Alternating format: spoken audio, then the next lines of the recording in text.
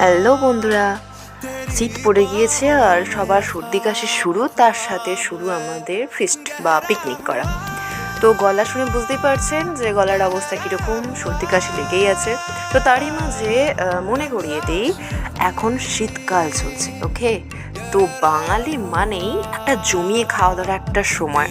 তো তার মধ্যে যদি বন্ধুরা একসাথে জমে যায়, আর যেখানে বাঙালি এখন বিশাল একটা মেতে রয়েছে বিরিয়ানি বিরিয়ানি করে, তো তার মধ্যে কিছু বন্ধু মিলে যদি নদীর পাড় অথবা কোথাও একটা পিকনিক স্পটে গিয়ে যদি আমরা বিরিয়ানি কোথায় একটা করার কথা ভাবি, সেটা মন্দ হয় না, বলুন? তো তাই জন্য আজকে আমি একটা চলে এসেছি বিরিয়ানির রেসিপি নিয়ে। কিছু কিছু ক্ষেত্রে হয় না যে আমাদের বন্ধুদের মধ্যে কেউ কোনোভাবে যে না না আমি আজকে আর চিকেনটা খাবো না, না না আমি আজকে মাটন খাবো না, বা কেউ হয়তো ভাবে যে আমি চিকেন মাটন ডিম সমস্ত কিছু স্কিপ করে আর একজন পিওর ভেজিটেরিয়ান হতে চাই। তো তাদের কথাটাও ভেবে বিরিয়ানির খাওয়ার যে মনের একটা আনন্দ, সেটাও দুটোকে মিক্স করে রেখেও যে বিরিয়ানি খাওয়া যায়, আজকের ভিডিওটা কিন্তু তারই প্রমাণ। তো দেখে নিন যেভাবে আমি আজকে বিরিয়ানিটা করছি।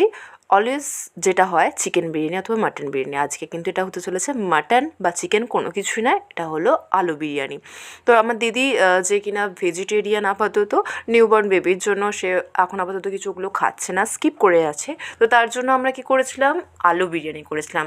আলুটাকে ভালো করে ম্যারিনেট করে রেখে দিয়ে আর যে সমস্ত প্রসেসগুলো আছে সেগুলোকে মোটামুটি করে নিয়ে ভাতের সাথে মোটামুটি মিক্স করে রেখে আর দেখুন দমে বসিয়ে দিয়েছি। দমে যখন বসাবেন আলুটাকে একটু প্রায় 70-80% মতো কুক করে নেবেন আগে প্রথমে।